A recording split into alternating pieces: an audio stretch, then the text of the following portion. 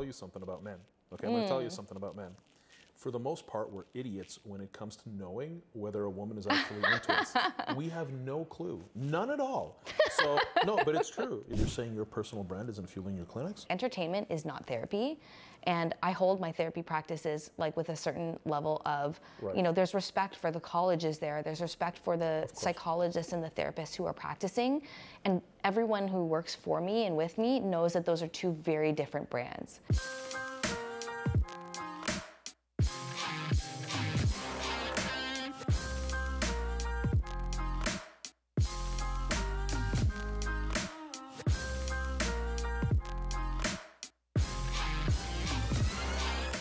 Welcome back to Rise, Life Stories of Accomplished Individuals. Guys, thanks again for joining me today. As you guys know, I really appreciate it. If you haven't done so already, please subscribe to the YouTube channel. Please subscribe to the podcast on Spotify and wherever else you listen to podcasts.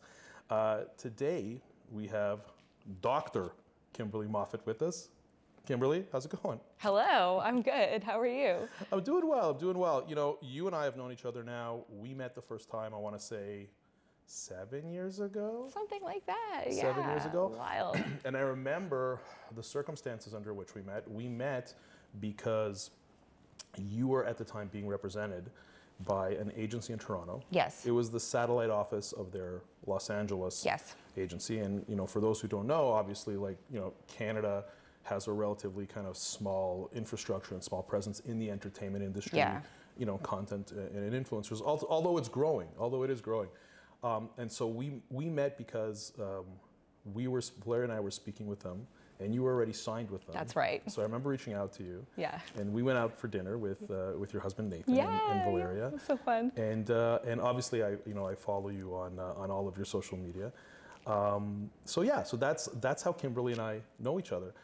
I want to jump into my accolades for you, my kind of my bio that I've put together, and you know, it's long, it's longer than usual. Oh, okay. Yeah, it's longer than usual because it's actually surprising, because I knew you socially, but it was really surprising to me when I sat down to do research on you, to really understand your background. I was really surprised and quite frankly impressed with, you know, and that's why I right away said Dr. Kimberly Moffit, because I knew you were, I believe, a psychotherapist and a psychologist. That's right. And I guess, but it didn't click because to me you're Kimberly, right? Of course, so, but you very much are a doctor. So I'm going to jump into this. So I'm going to ask you to bear with me. I'm going to take a sip of my drink here before I get into it. Okay, so Dr. Kimberly Moffit is the quintessential relationship expert, bringing her deep knowledge, experience, and academic insight to the intricacies of love and relationships. Renowned for her engaging and informative perspective on romance, relationships, confidence, and lifestyle, she has marked her presence on numerous prestigious publications, including Fox and Friends, NBC, ABC, and the CBC's The National, offering invaluable advice and insights on dating, marriage, and personal development. Dr. Moffit's appeal is not just confined to television, but is also well regarded by magazines such as Women's Health and Elle. She has earned her doctoral degree in psychology from Middlesex University and possesses a Master's of Music Therapy degree from Wilfrid Laurier University and a Bachelor of Arts degree from the University of Guelph. Kimberly's transformative content on her YouTube channel, Ask Kimberly, has resonated with millions, accumulating almost 75 million views and 667,000 subscribers. Her Instagram is almost at 300,000 followers, and her TikTok following has ballooned to 2 million as of recently. I mean, I've been watching this, and I'm blown away. And it's ballooned to 2 million with almost 50 million cumulative likes. Her videos often go viral with average views per video in the millions. Beyond her online presence, Kimberly has acted as a spokesperson, lending her expertise to notable brands like Revlon, Amex, LG Electronics, and Microsoft, further solidifying her as a credible and respected voice in her field. Her rich insights and dynamic approach to relationship advice has made her a sought-after keynote speaker at various universities, colleges, and special events, where she shares her wisdom and experience. Her media contributions span discussions on office romance, relationship endings, indicators of faltering relationships, and advice on building and nurturing relationships. I'm almost done. I have a little bit more. It's a long. It's Wow. long. Well, no, but it's all like legit. In 2008, Kimberly founded KMA Therapy, which is now a 5-location counseling practice offering psychotherapy, couples counseling, cognitive behavioral therapy, family therapy, and life coaching. KMA Therapy has been featured in Wall Street Journal, NBC, CBC, The New York Times, and Elle Magazine. It wasn't always Dr. Kimberly Moffit. In her teenage years, she was a prominent member. Oh, you knew this was coming, but you knew this was coming. No. Don't be surprised. You knew it was coming. You dug, didn't you? No, but you knew I wasn't going to let this go, right? In her teenage years, she was a prominent member of the all-girl pop trio Untamed, recognized for their hit single, You're Not Gonna Score. You're Not Gonna Score. Kimberly lives in Toronto with her husband Nathan and their 2 children, Cassie and Zach. Gary. How accurate was I? Wow. That was the best bio I've ever heard of. Like, you obviously did your research, and I really appreciate that. That's fantastic. Yes, Thank of course. Of course. And like I said, I was really thoroughly impressed because, I've seen your videos and I've really appreciated your videos, like what you do on when it comes to relationships, and I see really the value and the help that you're providing, especially to young women. Thank you. Because I mean, I haven't dug into your insights. I don't have access to it. But if I had to guess, if I went into the back of TikTok, I'm guessing you have primarily a female audience. Yeah. Yeah. I do. And a primarily young female audience. Yeah, it's like 18 to 35. Right. Around that. Right. Well, that's young. Yeah, I guess it's young. Yeah. And you're constantly providing this content where you're helping them with relationships. My usual format for these videos, for these episodes, is I get into people's, history, and I'm going to do that with you. Okay. But with the amount of expertise that you have in so many things, to deal with psychology and relationships, I'm going to want to dive into some other stuff. Yeah, cool. But I want to start off with kind of your early life and understand kind of how you got to where you are. So obviously there was the whole, Canadian teenage pop star thing. But take me through kind of, your early life in terms of where you grew up and who your parents are and what they did for a living. Yeah, I'd love to. So I was born in Fort Nelson, BC, in a trailer. My dad was a bush pilot in BC.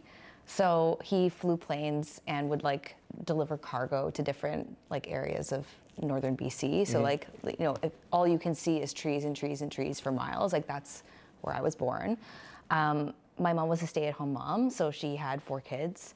And I was the eldest. You're one of 4. I'm one of 4. You're the eldest of 4. I'm the eldest of 4, yes. And I'm the only girl. So I was my parents really treated me like a little princess growing up, like their little girl. And when I grew up, I was obsessed with music. So I was kind of an introvert too. I was just really curious about stuff. I was always reading and always singing and doing music. When I was 4, I was singing all the time, during my piano lessons, and my teacher was like, "Oh, you should put her in a singing competition." So when I was 5, they put me in my first little singing competition, and I won. I had this big... She didn't. Sorry, when you were 4, she didn't. The teacher didn't say you need to continue voice lessons.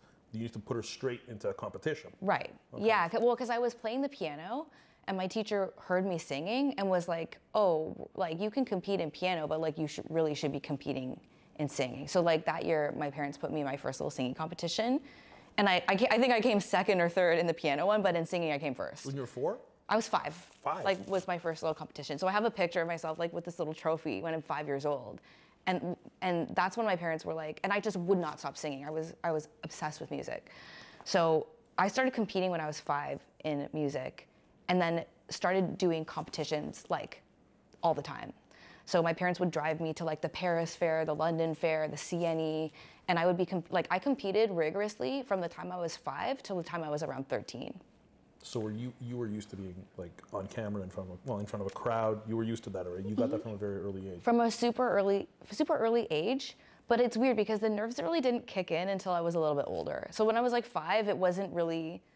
There was no anxiety around it. Yeah, I don't think I was as like self-conscious about it because I was just like a little kid. But then as I got older, I remember feeling like more self-conscious. Or are people gonna like me? Is this like, am I gonna be embarrassed or whatever?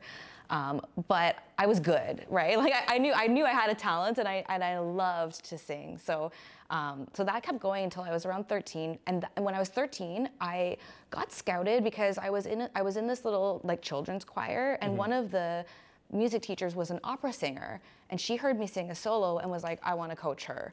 So I started singing classical music when I was 13, and then started training rigorously in classical music until I was around 17. Where'd you get this work ethic from? Because I mean, from the age of 5 to compete, the amount of work you did as a child and then as a teenager, is that something that, were your parents pushing you to do that? Oh God, no.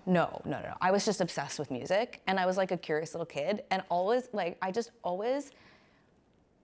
and even to this day, like, you know me, right? Like, I'm gritty, right? Like, I was just born that way. And so, you know, if I'm watching a performance of myself, or if I'm hearing myself, like, I will literally sing it again and again as if I'm singing to the audience until I get it perfect.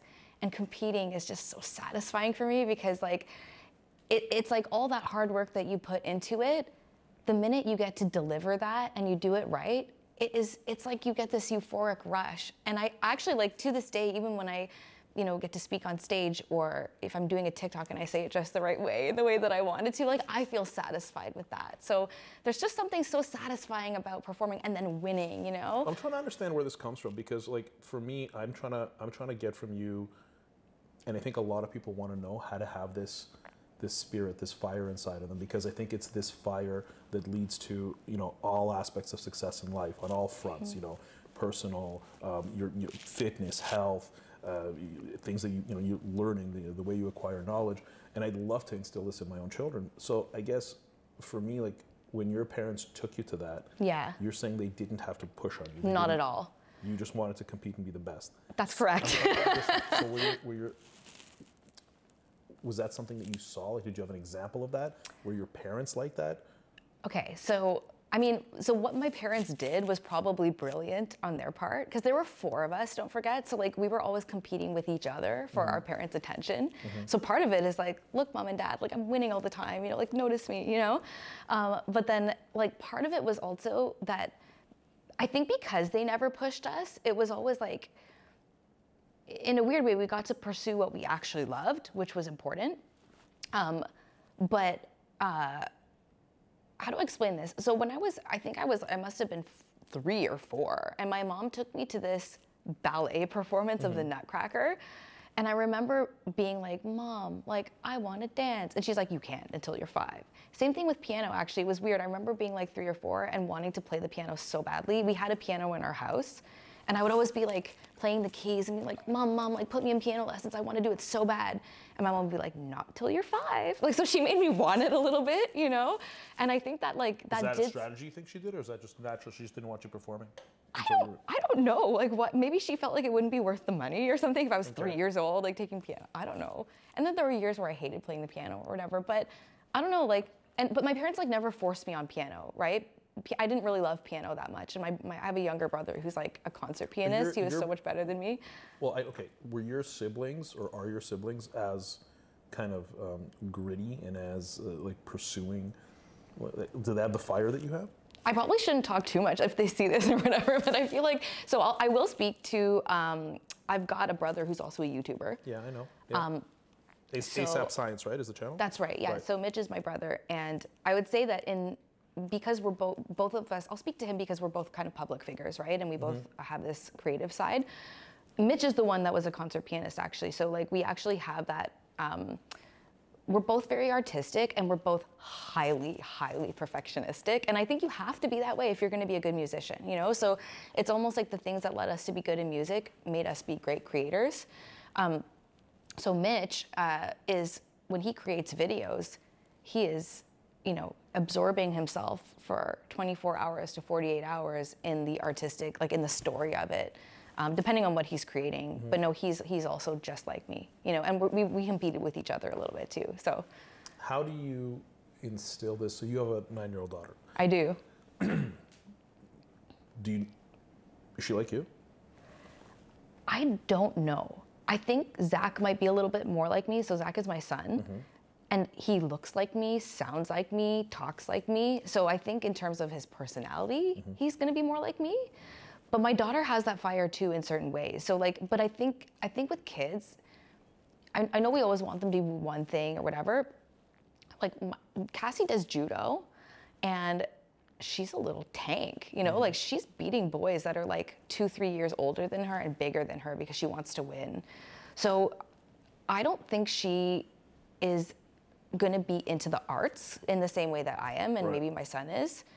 But I think she's driven in the areas that she's passionate about. And as a parent, I think that's like something I'm really learning to internalize, is like everyone's different and everyone has different things, areas where they shine or they're special. And so as a parent, I don't want to push my kid to do something that I'm interested in if they're not interested in it, you know? So we'll see, I guess. Like, she's 9, you know, to be continued. Okay. So how old were you when you, so how does it work? Did you get discovered, or were you recruited to be in this girl band? So this is what happened. Okay. So now I'm singing classical. I'm like probably 13 to 16, 17 is when I'm like training, and I'm competing in classical music now, okay? So this is leaning more towards like operetta, opera. I get signed with, or get recruited to the Drayton Festival Theater. So now I graduate high school early, and I'm on tour with the Drayton Festival as like an understudy for one of their main opera singers. And I'm only like 17, 18. This is young for opera. Oh, and I'm singing. I also had a gig where I was like singing at people's weddings, the Ave Maria. So I'd be 16 years old. So you were singing at weddings. I was singing the Ave Maria at weddings. So at the church, like, you know, when the bride walks down the aisle and there's one person singing the Ave Maria from the back of the church, that was me. So, and I would get paid $200 to sing that one song, because it's hard to find someone who. When you were how old? 16. That's not bad. I know, right? I'd show up on Sunday and I'd be like, $200, like, you know, Ave Maria. But it's hard to find someone who can sing the Ave Maria. And I remember the way I got that job was because there was another like older soprano, 20-something, who got sick one week, and they were like, we need someone who can sing the Ave Maria. So I got this call as a 16-year-old. I came in and I sang it, and they were like, you're hired. So I became like the resident soprano at that church to sing for people's, like, you know, for their weddings. So all this was going on, singing at the weddings. Now I'm touring with the Drayton Festival, and I get this call. I mean, I liked operetta. I was good at it. When you say you got this call, My agent phones me. Who did your agent call? Your mom or your dad or you? My mom. Okay, so you weren't, it's not like you were 16 and managing your own career. So by this time I'm 18. So now I'm on tour. I've graduated high school early. I'm on tour with the Drayton Festival, but they still have to call, like literally it's like my parents' landline that they called, you know, I didn't even have a cell phone yet, you know? Sure. So they're like, oh, hi, like it's Kim's agent. They're casting nationwide for this girl group. And at the time, girl and boy groups were like massive, right? So this is a really big opportunity. It's the days of like NSYNC, Britney Spears, Spice Girls. So basically the story is that they were casting this group around 2 sisters. So these sisters were already like on the Disney Channel, they were actresses, but they weren't singers, right? But they were gorgeous and they had the look, you know? So they're like, okay, like in order to make a singing group, you need a girl who can sing, right? Sorry, I'm gonna interrupt you for a second.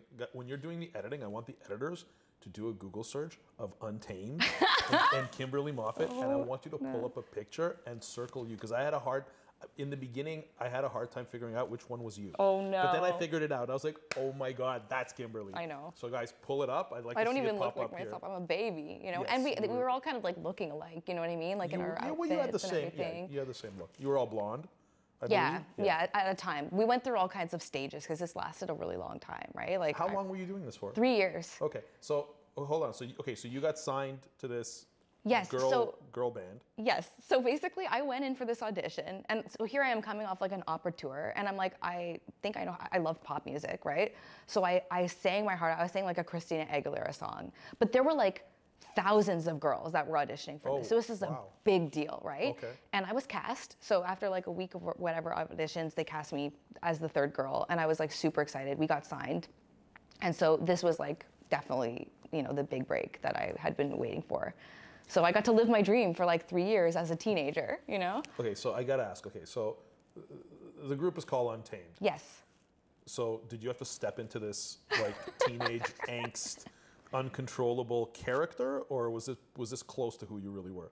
I would say it was close. I mean, it was called Untamed, but Untamed wasn't really angsty. It was more like, we're teenage girls, like we're gonna be who we are, we're gonna do what we want. I remember one night, like we all dyed our hair the night before a photo shoot for our album, and they got so mad at us because I was like brunette. I showed up like with like ready brunette hair, and they were like, what did you guys do? And I think teenage girls can be very untamed, and so, you know, in those days, I think it was just a reflection of like, us. And also the group was already named when I came into it. So I feel like I didn't feel like there was any, you know, weirdness there. Okay, so but this hit song, You're Not Gonna Score, you wrote this song. So I didn't actually write You're Not Gonna Score. Alethea, who was one of the girls in the group, wrote it with one of our producers. Okay. And it was so awesome because, so I think we were involved in a bunch of the writing of the songs, but actually back in those days, the way that songs were chosen for an album is that publishers would send you like CDs with all of their songs that could be hits. And I remember like nobody else in the group like cared about these songs, like because the other two girls like weren't musicians, but I would sit up, I was obsessed with music, right? I would sit there and I would listen to every single song on the CDs over and over and over again. So a number of those songs that are on that album, I chose, like I handpicked them as like, this could be a hit. Okay. So I was really involved, I loved that side of things, like the music production and just the actual like choosing of a hit song. So where was I going with this? I mean, we were just talking. Like we were just talking in general about how the music was created. Like I read that you had written some of the songs. Yes, I did. Yeah. So the one song on that album that was totally mine was called "Take My Hand."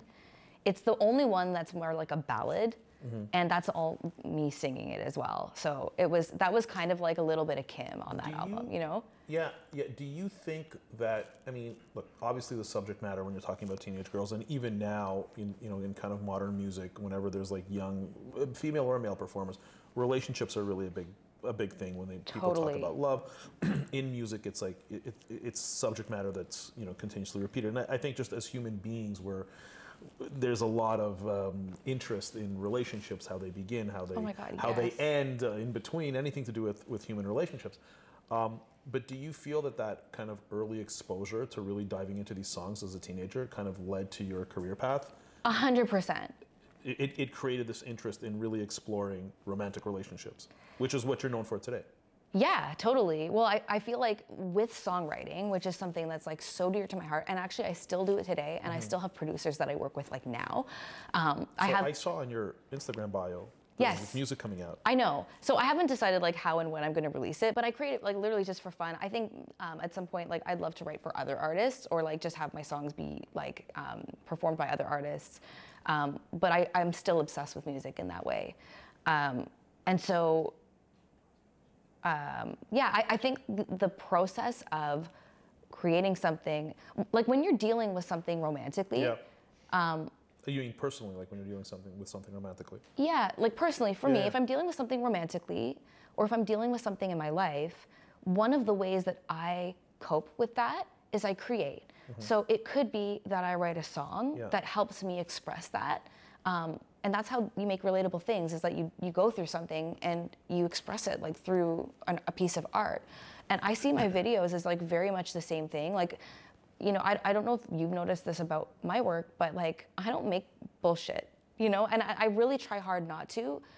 It could be months between for one video to the next, but when I'm creating something for TikTok, it's something I'm actually thinking about. I think what you're doing with TikTok, with the content that I've watched and consumed, is you're providing almost like a cheat code for young women, because you're diving into the psychology of men and the psychology of women, like of young men and women. Like you're diving into the psychology and you're giving them the kind of instruction on how to I guess succeed in relationships. In terms of how to, I don't want to say how to get a guy to like you, but how to like read the signs and what's going on.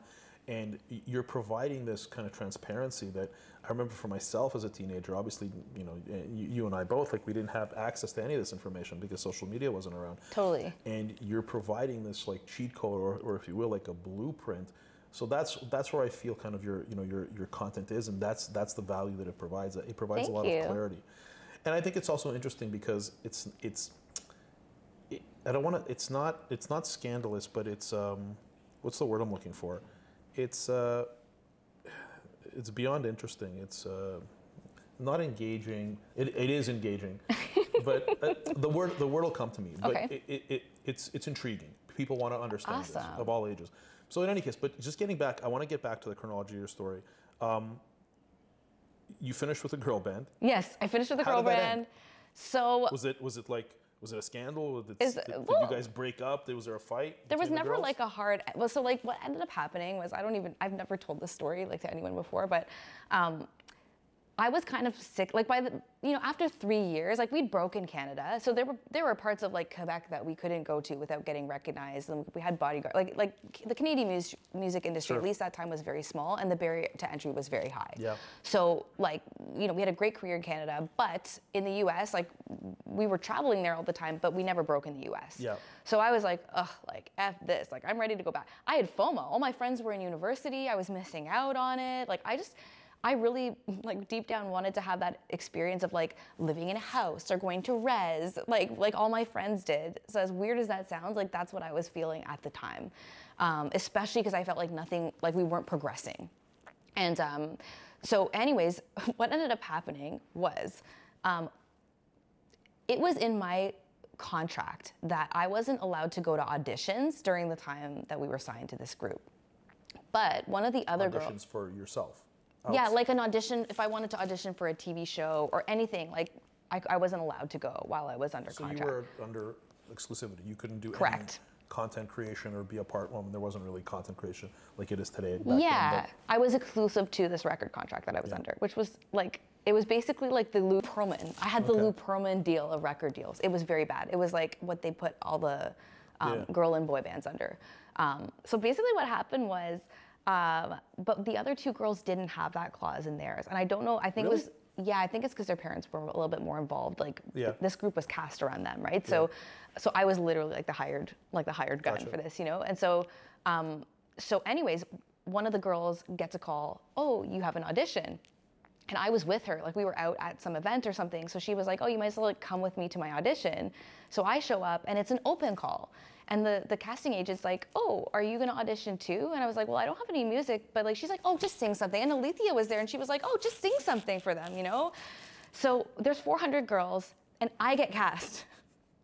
So I'm like, oh shit, like I wasn't supposed to audition, but I guess like at that point I already got it. So, and things were kind of fizzling out anyway. So I ended up getting cast like on a 3-month tour for this job that I didn't even, like I literally just showed up and sang and I got hired. So that's kind of how it ended. So you broke that contract? Was that what I just became a little less available and I tried my best. But at that point we were fizzling out anyway. You didn't have these stars in your eyes where you thought you were going to become like this mainstream celebrity, or you did for a while, but then you kind of... I think that, I think at the beginning I had that, and because I'm gritty and driven, and I think I felt like we had exhausted all the possibilities of where we could go, and I wasn't feeling that synergy like that everybody else wanted as bad as I did. You know what I mean? So I think I just was like, okay, this isn't it. Like it's time to move on. Right. But it was so fun for what it was. And I got to meet Beyonce and I got to meet the Backstreet Boys. You got to meet Beyonce. I did. You didn't open for them, did you? For Destiny's Child? No, I met Beyonce at the beginning of her solo career at the Air Canada Centre. We met backstage at an award show. And we sang for her, and she was her sister was there as well. And so, I mean, it was beautiful, and we were big fans of Beyonce. So I got to meet a lot of like people that I really admired. I got to perform on gigantic stages and open for bands. It's a great experience for you. Oh, and I got to be in recording studios. Like, think about this. Like, this is a child that's like obsessed with music, and I was surrounded by music for 3 years. Like, I was living my best life. Amazing. Amazing. And so how old were you when it ended? I was 21 when it ended. Okay, so you were an adult already. Yeah. Okay, and so you went on to get, an undergraduate degree, a master's degree, a PhD. What was the genesis? Sorry, one sec. What was the genesis of that? Like, what made you decide to take this academic route? Okay, there's a lot behind it. Like, I mean, first and foremost, I am genuinely so curious about all the things that I've studied, and it hasn't been like a huge, it's been always fun to study for me. But I think, like, sometimes we do things because of trauma in our lives or because of like stuff that we've come through, and I think because I was signed to this group for so long and I was doing music, I think I actually was quite self-conscious because people, especially, like, remember, this is the 2000s, right? Times have changed since then, but in the 2000s, the way that girl and boy groups were treated, or the way that like musicians were treated, was like, you know, you're wearing these very scandalous outfits, you're young, you're always told that you're not skinny enough, and that happened to me quite a bit, and the other girls as well. And you really, like, I think in that, for those 3 years of my life, they were a little bit traumatizing in that I felt like I wasn't being valued for my knowledge or for your talent. My talent, as yeah. a singer, as a musician. Totally. It was so much more about appearance and all the superficial stuff. Because that's what sells, right? Totally. And I totally get it, and I played into that too. Yeah. But I think that, like, I always had this feeling like, no, I know I'm so much more than this, and I know I can do so much more, and I know I have more to give to the world. And so I think that part of the reason why I did that PhD was because I just needed to prove it to myself that I was capable of that. So you knew you were going to get a PhD as soon as you started your undergrad? When you first No, I actually had a boyfriend who was doing his PhD, and PhD was something that I hadn't even considered as an option. And so when I was doing my master's, I was like, that's interesting. Like, nobody thinks I can do a PhD, but I bet I could, you know? And I thought, you know, this is like, I loved counseling psychology, and that was kind of the direction I thought my career might take. So that's what I ended up doing. But it took a really long time. Like, to do all the school from beginning to end, it was 14 years. Wow. So I didn't finish. What were you doing undergrad is what, 3 or 4 years? So my undergrad was 5 years, because don't forget, I was in this like girl group. So the first 2 years were part-time, and then it took me another 3 years after that. And then master's is 2 years, right? My master's was 2 years, and then my PhD was 7. 7 years to do it was part-time? So it was technically full-time, but I was traveling back and forth between London, England, and here. Why were you traveling in London? So my doctoral program was held in London, but it was an intense. Middlesex, yeah. Right. But like the campus that I was on was in London. So I was literally traveling back and forth for 7 years while I was starting KMA therapy and growing the team there. So. Whoa, stop. You got to stop for a sec. Sorry, I have to politely interrupt you, because that's how's that possible? Hold on a second. So you were traveling back and forth between the UK. Correct. Getting your PhD. Yes. And you opened a clinic. Yes. And now there's 5 of them, with a 6th one on the way. But yes. How are you able to simultaneously, for a period of 7 years, and you're probably now in your mid to late 20s? Yeah. How are you able to travel to the other side of the world, back and forth, getting a PhD, while simultaneously opening up a clinic in Toronto? So what I'd like to know is how you manage the time, and if you're able to talk on it, and you can just tell me no. Sure. How financially, how's that possible to pay for a PhD, because you're an international student? Yes, correct. So you're not. It was expensive. It was very expensive. Yeah. I don't know how many people here have looked into it, but being an international student, so if you're going to a school in a country where you are not a citizen, I think it's double or triple. It was expensive. Right. Plus, there's the travel, plus yes. there's the cost of opening up a clinic, which is signing a lease, doing leasehold improvements. Totally. You weren't always there, so you likely had therapists working for you. Yes. So you have a full-time payroll. Right. You have therapists working for you. You're managing. I know what's involved in managing a business. How are you, both financially and from a time perspective, able to go back and forth between 2 countries and pay for international tuitions and? Well, it makes it sound all very impressive when you're saying it. I think at the time, like, it happened. It is very impressive. It happened so organically, though. Like, so, and I feel like. Okay, so when you do a PhD, they make you get clinical hours, right? So I started my PhD in 2008, and from the beginning, like, you do placements, and I had already done a bunch in my master's, but for one of my placements, I convinced them to let me do it in private practice under the supervision of a psychologist. Under your own private practice? Right, but I had to be supervised by a local psychologist. In so Toronto. I basically applied for this to do it in this way, and they approved it. So what that meant was, and the psychologist was like, fine, you can work under me, but like, you need to get all your own clients.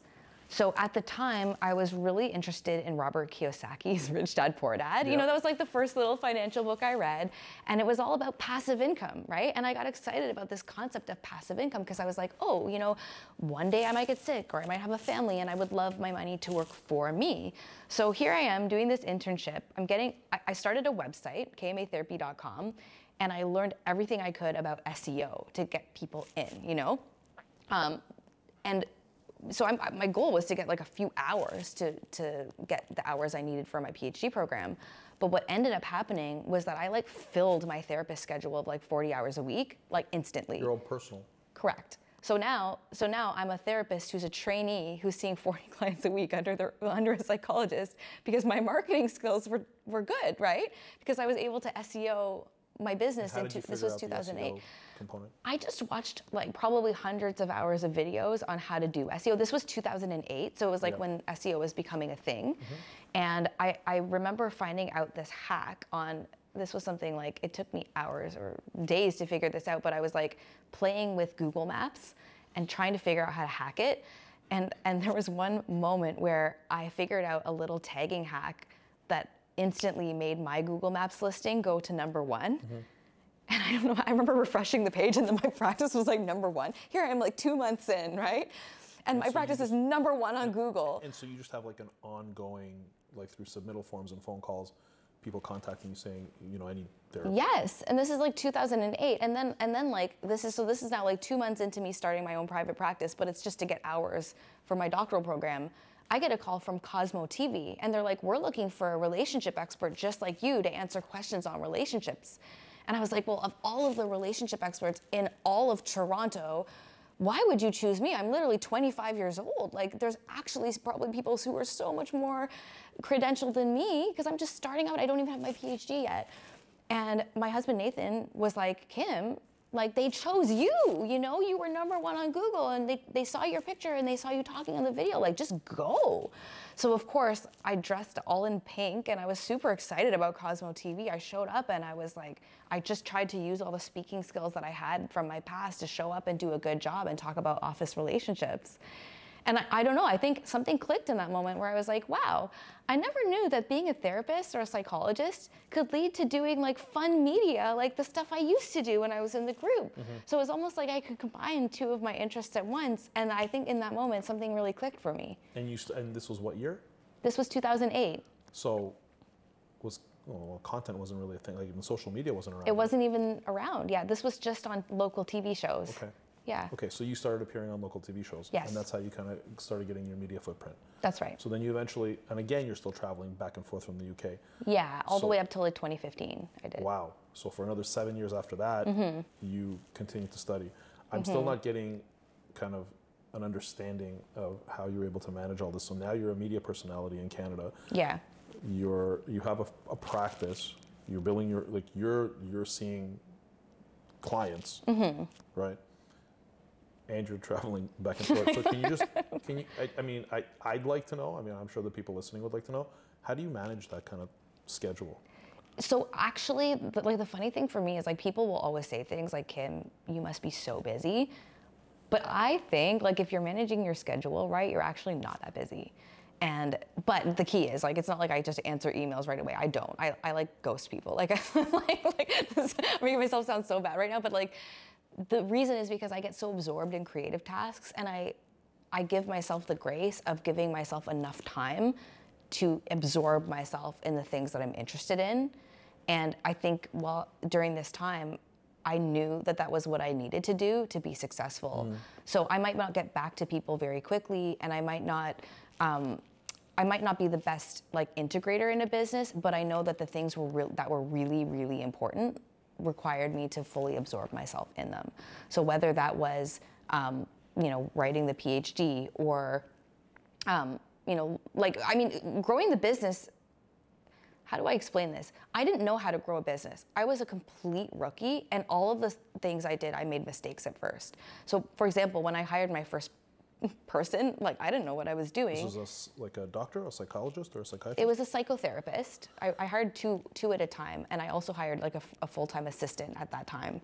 And I didn't even know how to hire people. So of course none of them lasted, you know, but like I forgive myself for that. Sure. But I read books on how to hire people, and I did the best I could for what I had, the skills that I had at that time. And then when I had to fire them, I had to read a book on that too, you know?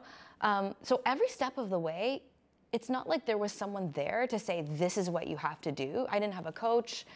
You know, my father had been an entrepreneur as well, but like even he was like, you know, he didn't know anything about healthcare, right? So I had to kind of learn as I went, and I tried to give myself the grace of like, you're not going to know everything, but I've always been the type of person, like I'll make the mistake first and I'll just go after it, and then I'll kind of be like, okay, I did that wrong, and now I need to figure out like how to do it the right way. So I think like for me, my best advice is like, if you're learning something new or trying something new, just know like you're probably going to fail a few times or do it wrong, but there's always a book that can help you. And now at this point in my career, now I know like there's always a person that has that experience that you can connect with. Like on social media, you mean? Whether it's on social, I mean, now with social media, it's even easier. You can just literally DM someone. But now I'm lucky enough, I'm in entrepreneur circles, and like I have a lot of friends that I really look up to, and like people who are doing things that I don't know how to do yet. Mm-hmm. So, you know, that's really where I shine, is like connecting with people, and I realize like there's infinite resources out there. So now, at what point did you get into social media? Because so you already had clinics. You already had your PhD. Yeah. Your clinics were functioning. What was the push that got you into social media? You had been in traditional media for quite some time. That's right. Making appearances on various outlets, and then you got into social media. So when you first kind of picked up a camera, I'm assuming the first one was Instagram, and probably actually it was YouTube. It was yeah. YouTube, yeah. So you got into YouTube. You started making long form content. Yeah. You then got into Instagram, and quite recently you got into TikTok. That's right. And you blew up on TikTok recently. Yeah. Relatively speaking, within the last maybe year and a half, 2 years. That's that right. I noticed. So, you know, getting into social media, like you've gone after each platform at the time that those platforms were, when it was needed to go after them. I don't want to say when they were relevant, because I think they're all still relevant today. What was the genesis of becoming an influencer? I mean, an influencer is the correct term. I mean, for sure. Yeah. I mean, the amazing thing about the question is that like influencer didn't exist back when I started. Yeah, and I think doing YouTube. When I started doing YouTube, there was no such thing as an influencer. Right. It was just, okay, so bringing us back to the PhD, I defended my PhD, and in this time, like leading up to the defense, I was like starting to think about like, what's my next thing, you know? Because, you know, with every creative person, like you have these creative bursts or things that you're working on, and then they wrap up, and you're like, oh, I need something to like pour my energy into. And with the business, it was fine, but that's not creative. Like it's creative a little bit, but like I needed like something creative, right, you know? You needed that outlet. Yeah, and I had just had my first baby, which was Cassie. So, and I thought, oh, okay, I'm gonna take some downtime once I have my first kid and blah, blah, blah. But like, sure enough, 2 months later, I was like, oh my God, I'm going crazy. I need to create something, right? So what I started doing was I became actually kind of obsessed with like the 2014 YouTube aesthetic. Like, I don't know if you remember like the Zoella aesthetic, where it was like, ooh, fall unboxing, you know? And it would be all like autumn leaves, and the camera would be so crisp and perfect. Larry got into it a little later. She got into it more like 2016, 17. But I know the era you're referring to. Yes, it was an era on YouTube. Yeah. It was an aesthetic era, and I really was inspired by that. I loved to watch those videos myself, and I knew that there was nobody doing anything on relationships at the time. Like, YouTube was still in its early infancy, where it was literally like kids in their bedrooms doing things. Yep. Now, my brother had a big break on YouTube that year, and I could see that. And I remember him saying one time, I'm not going to mention what the brand is, but they got paid like $5,000 or something to hold a coffee cup in a video. And this was like before advertising. This was before advertising rules even existed. Right. So they got $5,000 to hold a cup, and I was like, hey, I would love to do that. You know, $5,000 like just to hold a cup. So I was like, how could I do something like that where I could explore my creative have it as a creative outlet as well. So I kind of started planning for this. Like before I finished my doctorate, I bought a camera, I bought a ring light. This is 2014. Yeah. Like, so I had to special order the ring light from this company called Stellar Lighting. Like they kind of invented the ring light, but it was this big hunky thing. Like it was so expensive.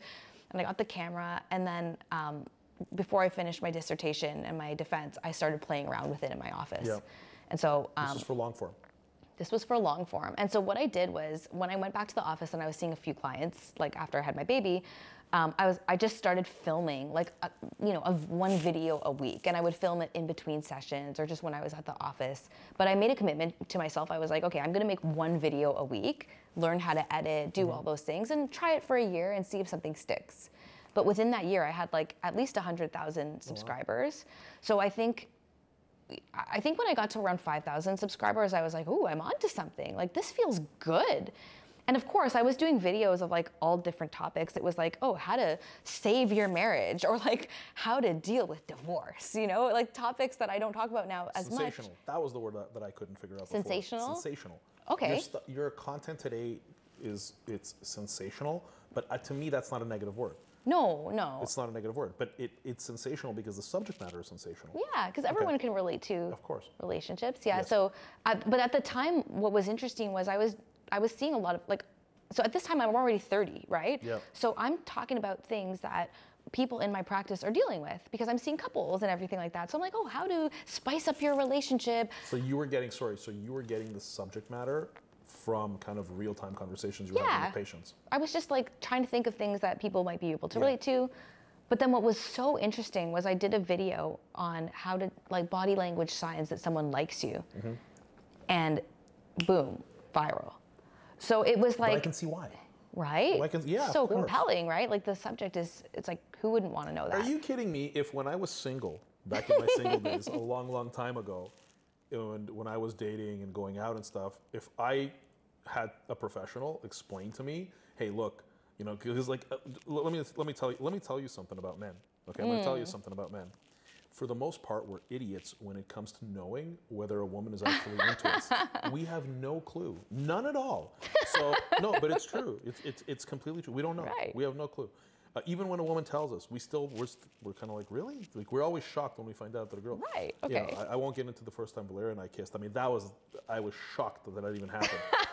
That she was interested enough. But what I'm saying is that had I have had someone instructing me, male or female, at the time when I was in, let's say, my 20s and 30s, saying, here are the indicators that a woman is interested in you. Right. That would have, I would have blown. Oh, I would have been super happy. I love that. My dating life would have been far more successful, knowing those indicators. So like, I mentioned before, it's like you're kind of opening that up and providing people with these instructions. And I think that's, and I think women have the same thing, like where they don't know if a guy's into them. Totally. And if you think about YouTube in 2014, it was all teenagers back then. Yes. So what would happen was I would do all these videos for adults and they would sit there and do nothing. And then I would put out a video that was like kind of a teenage theme. Yeah. And it would go viral, right? So this started happening over and over and over again. And I remember sitting there and having like a crisis one day because I was like, okay, like all of the serious videos I put out are sitting there and doing nothing. And like, how they say you don't choose your audience chooses you. Yeah. It became so obvious that that my audience was teenage girls. And at first I resisted that because I was like, oh, but I'm 30. Like, why would a teenager want to listen to me? But it was just so obvious that I at one point I'm not a religious person, but I'm spiritual. And I had to kind of sit back and surrender and say, there is something bigger telling me that there is a person out there who needs to hear from me. Yeah. And it goes so much deeper than getting views or anything to do with me. It was like I felt this stronger calling that I had something to say to the younger version of me. Something that teenager singing in the pop group with all the insecurities would want to hear. And I was like, just speak to her. Speak to her as if, she's the one you're giving advice to. And so now even at the start of my TikToks, I speak to like either a teenage girl who I know, I'm like pretending I'm speaking to her, or a younger version of myself. Let me ask you something. Do you find that in your practice, like in your clinics, are you now skewing to more, like, are parents bringing their teenage daughters to you, or do you find that it doesn't kind of affect your, I don't want to say credibility, because I don't think your credibility is in question, but in terms of matching up clients to therapists, like, you know, is KMA more known to be like, hey, this is where teenagers go, or? No. Okay, so I don't see clients anymore personally. So I never saw, so once I had my daughter, I never saw clients after that. Right. So I had pulled myself out of the business entirely, and I was focusing more on operations and content. But no, actually, it's funny because the therapy practices they're like their own ecosystem. Mm-hmm. So they gain traffic mostly from Google and SEO and all of that work that we did originally. Really? You're saying your personal brand isn't fueling your clinics? So from time to time, yes. And I think it does support, like, you know, once people find it out and then they watch me, I think that, you know, they make the connection. But we get so, like, the clinics get so much traffic on their own that's Amazing. Not connected to my personal brand. Okay. So, yeah, even when I would do TV appearances, like, we would see no difference in our website traffic. So it was very, like, my personal brand and the clinics have always been kind of their own machines running. Amazing. So. Amazing. And have you ever thought to leverage your personal brand and your content to because I guess from a business perspective, then the business model is probably similar to Valeria's business model when it's, you know, it's brand deals and whatnot, but you never thought that to do that optimization and connect them? Well, sometimes we do. Like, sometimes I'll touch on a therapy topic in my videos, but I really wanted to keep them separate because in my own mind, it made sense I really wanted to have fun with my videos. And, like, it's exactly that word you were saying, sensational. So I'm very cognizant of, like entertainment is not therapy. And I hold my therapy practices, like, with a certain level of, you know, there's respect for the colleges there's respect for the psychologists and the therapists who are practicing. And everyone who works for me and with me knows that those are two very different brands. And so I think, yeah, to connect them, I don't even, it's just something in my mind that kind of works, you know? Does it help in terms of, let's say, when you're recruiting doctors to your practice, does it help that the credibility you've achieved through social media when hiring? I think that everybody's different in terms of who they want to work for. And I would be the absolute right fit for some psychologists to come work for, and I'd be the absolute wrong fit for others. Like, when I started doing YouTube videos, I got a lot of flack, actually, from some of my peers in the Ontario Psychological Association. Why? Well, because YouTube was very lowbrow at the time. So people would be like, ugh, like, why would you want to do a YouTube video? Like, when you could do a morning show. And so I remember them being like, you know what I mean? It was like... No, you just remind me of a funny story where I had a business back in 2015, and one of my partners was a celebrity. Okay. He was a mainstream Hollywood celebrity. I can't say who it was, but he was a mainstream Hollywood celebrity. And I remember saying to him, hey, like, you should be on YouTube and you should be making content for social in general. And this was back in 2015. And I remember he looked at me, he said, I'm a movie star. You want me to make YouTube videos? This was 8 years ago. And I was just like, yeah, man, you got to do this because these YouTubers are going to eat your lunch.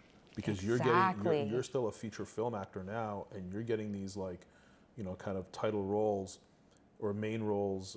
You're the star of these movies, but that's going to end for you because this other guy who now has 10 million followers on YouTube, and you've only got like 200,000. Totally. And it's just organically because you set up a page and put up one video. That guy is going to get cast because the movie studios are going to understand that, hey, I can either cast this legacy guy who's been doing this a long time, or I can cast this other guy and I automatically get access to all of his audience. And that's just going to push my film forward. So I guess, you know, kind of to draw the comparison to what you're doing, where these psychologists are saying, oh, this is, well, okay, great, but, like, let's see, you know, how you're going to take your practice and where your practice is going to go without that credibility and without that access to audience. And, you know, I also think that this is going to continue opening doors for you. Like, if you look at, like, the Dr. Oz's of the world, if you look at the other one that Oprah signed, Dr. Phil? Dr. Phil, yeah. You know, and you're seeing these specialists, but even in I remember, you probably don't remember, Dr. Ruth Westheimer. Dr. Ruth was. You don't remember Dr. Ruth? I feel like, is she a sex therapist? She was a sex therapist, Okay, yeah. but also like relationships. And Okay. My point is that there are so many avenues as a content creator, and on social media, and there's so many avenues that you can pursue and that you will pursue. And then it's interesting. I guess it kind of triggered me when you said that you were getting you had this negativity from your peers saying, Totally. "Oh, what are you doing?" Totally. The difference between, I'm going to tell you the difference between, hold on a second, is that sound bothering us? No? I'll tell you the difference between your peers and you when they were making those comments. And the difference is that you are both a doctor in your field and an entrepreneur. And by being an entrepreneur, you're also a visionary. Right. They didn't understand that, because a simple understanding of the technology and how the technology behind YouTube and other social media platforms are able to take the content and match it up to its target audience and match it up to people who are truly interested in that, and to do it at massive scale and to millions and millions of people, what a non-entrepreneur who lacks entrepreneurial vision won't understand. And that's why you were getting kind of, this negativity, because they don't get that. Totally. They didn't see that, the future in that, and then your ability to spread your message and your knowledge, to the masses. I think it's a good lesson for anyone who has a vision for themselves in their career, that when you start, it's really possible that like nobody is going to understand what you're doing or why. But as long as you feel connected to that vision and you know where you're going, because I remember at the time feeling kind of sad. I was like, oh, they don't like me, right? Like I was like, oh, they really think I'm like not very good, right? But what was I really... roll my eyes because I'm like, you and I talked about this off camera. It's Yeah. like, who cares what they think, right? Right, but I kept going because I was like, I know they don't see my vision, and I have a vision of, because I really felt like YouTube was the way. Yeah. By this point, I'm making videos and I'm getting traction, and I'm like, this is it, right? I was like, in a year, they're all, and what was so amazing about the OPA, like the Ontario Psychological Association, was that conference, I got a lot of flack. People were like, blah, blah, blah, whatever. And then the following year, I got invited back as the keynote speaker.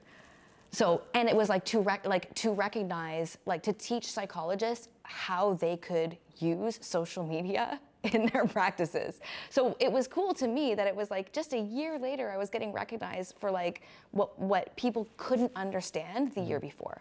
So I felt good about that. I mean, it doesn't always work that way, where like just a year later, like, people see it.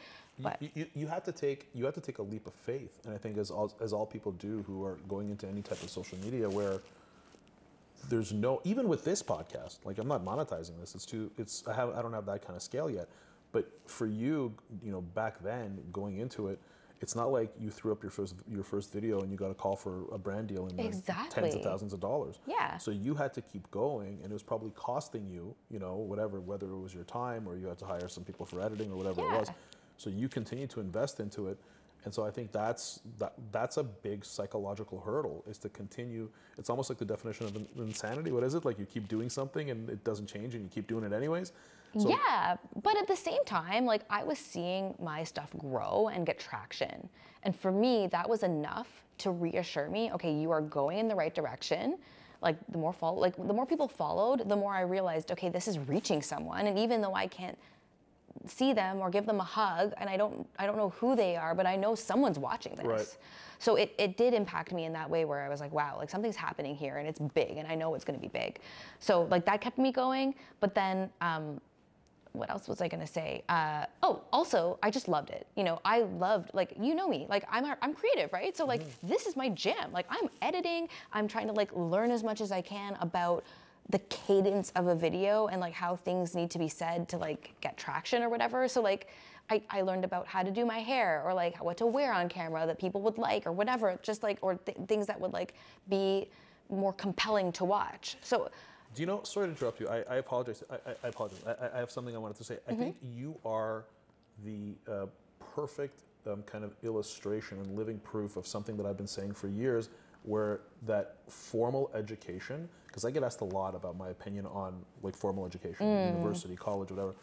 And I always say that it is a piece of your education. It's a part of your education, and what's gonna make you successful in life overall. But it's not all of it. Definitely not. And no. you're such living proof of that. because when you take your entrepreneurial spirit, your grit, your you being attracted to making content at scale, reaching audience, all of these different things from actual execution, in addition to your formal education at the high level that you've achieved it at, that is just, all of those things are compounding on each other and really creating this exponential growth curve for you personally in everything. And I'm sure that you're experiencing this growth not only in financially with your clinics and with your brand deals and without your social media, but also personally. Like I feel like you're a happy person with the progress of your life. You're always very excited about the things that whenever you and I talk. Even before we got on camera, we were in the kitchen and you were telling me about these different projects and these different things that you're working on. So I really want people listening to this to take that and to take that away as kind of, I think, the main thesis, if you will, of this episode, is that it's the combination of multiple things: the formal education, the excitement about doing something, the ingenuity, the grit. It's the combination of everything that eventually compounds on each other and creates these exponential growth curves on anything to do with personal development. Would you agree with that statement? I mean, again, I feel like it has to be what you love, and I've been so blessed and lucky in my life to be able to do and encouraged to do the things that I love. And I know that comes with a certain element of privilege. Like my mom stayed at home and like looked after us and gave me lessons and gave me books and took me to school, and I got to go to university because my parents helped me, and I got to do a girl group because my parents, like there were all these things that like I couldn't have done them if it weren't for like loving people supporting me, you know what I mean? So, but also I was encouraged to do what I loved, and that I like, if I had parents that were like, you have to be a lawyer or you have to be a doctor, like I would be miserable, but I was artistic and I had parents that said, embrace that, Right. Go for it. So I'm just lucky. I feel lucky, and I feel, one of my friends actually like told me this quote the other day and it really stuck with me. He said something like, you're only as young or you're only as old as, sorry, I'm gonna get this wrong. Okay, you're young as long as the memories you have in front of you are more than the memories you have behind you. Right, but how does that work chronologically? So for me, how I interpret that is like, when I think about my own future, I'm excited because I have a lot of things that I still feel like I need to learn about, and a lot of experiences that I still really want to have. And so I feel like when you look at life like that, like if you're a young person and you're looking at your life and you're saying there's all these awesome things I have ahead of me, you will not stop learning and growing because you're so excited about your life. And then you'll stay young forever. Let me ask you something. How do you, I think I know the answer to the question, but how do you stay motivated through all of this? Do you ever have times when you're kind of down and you're like, you know what, there's too much on my plate. I don't feel like doing this. I just want to like hang out with my kids and how do you get past that? Okay, yes, definitely. I'm asking for selfish reasons because I have that. I'm taking advantage of the fact that I have a psychologist in front of me. Oh my gosh. Well, I'm still very much learning. So I am 100% not an integrator in my business. So what that means is like, I am like, my biggest weakness is like execution, organization, anything on Zoom. I am a disaster. Like, because I'm all in the cloud. I like wake up in the morning and I read and I go for a walk and I meditate and I drink a smoothie. That is your strength, is the organization? No, I'm terrible. I'm horrible. I'm terrible. I'm horrible. Great. I literally, like, I have to wake up in the morning and like meditate, read, go for a walk, like think. I read books. Like, this is me, right? I have to be this like little princess that's just inspired by everything.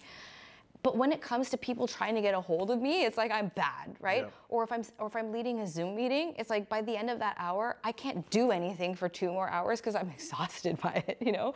So I have a lot of weaknesses when it comes to like running a traditional business. And I also talk to my employees about this. I'm like, you know, I always say, like, in our first week of training, I'm like, you will not get a Zoom link from me in advance. Like, I'll send it out like 2 seconds before the meeting is scheduled to start, or I'll be a little late. I need to reconcile something. I'm exactly the same way as you, and now, like, our team, you know, I mentioned we have like a 15-person team at Valeria Inc. Yeah. They do some stuff for me, and I interface with them a lot, especially with our CEO Rachel, and you know, they've understood that both me and Valeria, we're not organized people. Right. And this is why we have. And that's okay. And well, it's not okay to, like, when a quote unquote normal person walks into a scenario like this and be like, you can't send us your Zoom link. Right. No, that would require me logging into Zoom. Right. And for me to log into Zoom, I have to go dig up my password. And for me to dig up, so yeah, I feel I'm very much the same way. But here's the thing. Here's the difference between you and me. So that's a similarity between you and me. We're both like not into like, this. Woo! Yeah, right. But here's the difference between you and me. I was a complete garbage student. Like, I was so bad. Like, you know, straight C's. I had to negotiate for them to give me my degree at the end. But that's amazing, though. That's gritty. Even that's gritty that you had to negotiate. Like, I'm proud of you. Like, that's a whole awesome. story. Like, I had to go in and say, look, like, I failed a couple of courses. I can't go into a 5th year of university to get an undergrad full time. I don't have any more money left. You got to help me out here. And he kind of, you know, and because I was friends with his daughter's friend. And anyway, so I did this whole thing. But I guess the thing is that you're very highly educated. So how could you be like me in the sense that you also can't dig up a Zoom link? I mean, you could if you wanted to, but I literally cannot. How is it that you were able to get 14 years of education and tell me now that you can't do it? I know why I can't do it, because I suck at this thing. I want to know how this happened to you. I just feel like it's not my natural strength. Right. You know, so like in university, you know, I definitely was like, I think in every business, even if we're just talking about business, every entrepreneur has to be at a base level of strength in everything to get to a certain point, right? Before they can hire people or whatever. So like my executive functioning and like my integrator skills were good enough for a time. You know what I mean? That it got me to a certain, and same with school. It's like I was able to organize my week or whatever in a way that I was able to study and like get things done and pass the tests and stuff. Mm-hmm. But it's still, like, I find that it's more about, okay, so say you're being a full-time student and doing that, great. But I think it's that when you're balancing that with being a creative, right? The creative, like, there have been times in my life where the creative falls off the map because I'm working too hard at the integrator stuff. And that's when I know I'm in trouble, because that's not even close to like what my genius zone is, which is the creative. So yeah, so like everyone can can go from bucket to bucket at times, I feel, right? When you need to. But like, are you gonna be your best self? No, like hell no. I'll be my worst self. I'm gonna be timestamping this portion of the video, and I will be sitting down with my wife and explaining this to her yet again, probably for the 100th time, is stay away from the stuff that you're not good at and you don't like. Because she's always trying to put herself into organization, and she's getting better now. You and I talked about this before. Yeah. She's getting better now, but to your point, it's like, you know, flourish in the thing that you're good at. And I think that's also like a message for everyone, is that, yeah, you have to like double, triple, and quadruple down on the things you're good at. Yeah. Because if you hate doing a certain type of other thing and you force yourself to do it, early on in my career, when I didn't know much, when I had, let's say, my business, which I started back in 1999, which was one of my first ventures, and I would beat myself up over the fact that I wasn't eyeball deep into the accounting. Why don't I know everything? Why don't I know everything about year end with the accountants? Why am I, falling asleep in these meetings? And I would beat myself up. Or why am I not figuring out how to make this spreadsheet and whatnot? So I think people definitely need to go in on their talents. I want to switch gears a little because, as I mentioned to you before, the format of this is very biographical. Sure. But I would be remiss if I did not take advantage of the fact that you're here with the knowledge that you have in the field that you have. So I've prepared some questions. Oh, sure. Oh, my goodness. I prepared some questions. All right. So let me just jump into them. So, and tell me if this is, if you don't want to talk about it or whatnot. I don't want to hold you to it because I know you came in here under one premise. Sure. And I don't want to switch gears too much. So if it's not your thing, so I want to talk about kind of the current state of gender roles in relationships as a whole. So, you know, we've got a lot of things going on in the world right now when it comes to, you know, these gender roles, and I feel like we're as a human race, we're in this strange position where we've got technology at scale. You've got guys like Andrew Tate talking to a group of young men. Yeah. You've even got women who, I don't know their names, but I've seen them on social media. Yeah, I know who you're talking about. There's a lot. I think you know the woman. There's one woman in particular. Yeah. You've got this psychologist. You and I talked about this woman, and I've forgotten her name from Dubai or from UAE. So, what's your take right now on this whole like masculine, feminine? It almost feels like there's this war between the genders. Like it's really flaring up right now with the Andrew Tates of the world coming in. Like, what's your take on this and how it pertains to relationships? That's a gigantic question. It is. So first of all, I think social media is a place that can be dangerous sometimes in that it fuels anger in people. And I actually have learned this for myself, like when I'm watching TikTok, that sometimes the videos I'm most attracted to like fuel anger in me and make me feel angry. And I think that I try to avoid content myself that would make people angry or feel that, because I think it's negative content. But there's a lot of content out there that can make people feel like, oh, like I haven't been, you know, treated right, or you know, men are better than women, or women are better than men, or whatever. And so I think that's what's allowed these really controversial figures to rise up on social media and kind of gain that following, is people who feel disenfranchised in what's been given to them and their gender role. And I think that's very relatable. You know, like we all have things or reasons why we haven't been successful, or ways that we've been wronged. So I think it's understandable why like these people it is come to prominence. understandable. You know, it's interesting when you look at these characters. It's clear that what they're doing largely is for commercial purposes. Yeah. In terms of getting attention, gaining audience, but in what's called, I guess, the manosphere. I don't know how much you kind of keep your eye on this, being a relationship expert. I don't. If I'm putting you on the spot, just tell me. It's kind of not your expertise. But like the thing that's going on with, there are a lot of young men. Actually, Valeria just sent me a video today, and I forgot the name of I'm going to look up. I started following an individual. He's an older gentleman who he's not so much sensational like Tate. He's more like factual. I think he's also like a psychiatrist, and he's also a doctor. Okay. And he's really talking about this kind of group of young men who are, you know, being shown these role models who are, they appear to be these ultra successful, like financially, you know, and they have these like harems of women, and they're kind of normalizing this type of behavior. Got it. And, you know, young men are expected to now live up to these type of norms. Like, I guess, you know, the question that I have for you is, as a relationship expert, are you seeing this? How do you seeing this play out with young people who are trying to get in a relationship where a young woman who's potentially heard guys like Andrew Tate, you know, and then and they're trying to get into a relationship, and they see this kind of influence? Like, what's going on right now in the young dating world that you're seeing, and how people are coming, or even in the older dating world, with the influence of all of these sensational characters? Like, are you seeing people are coming together? Is there more distance between the genders now? Yeah, amazing. That's an amazing question. The dating world is so different now than it was when I started as a relationship expert, like before apps even came out. I think young people today it is a scary place to date right now, because first of all, you don't know who you're going to be, like if you're online dating, show up, you don't know what kind of views this person's going to have or what they're going to be influenced by. And it could be on either end of the spectrum. Dating is about meeting in the middle, and it's about like hearing that person's perspective and their life story and understanding who they are as a person. And hopefully you have a lot of things and ideals and values and goals that you share in common. But I think because of the polarizing content that we're watching online, it almost makes that person seem like an enemy before you even go out with them. Right. And that's scary. That is scary. So where is society going, in your opinion? I know this is like a very broad, holistic question. No, it's okay. No, keep going. I think this is so interesting. I'm not usually, in this podcast, I'm not usually controversial.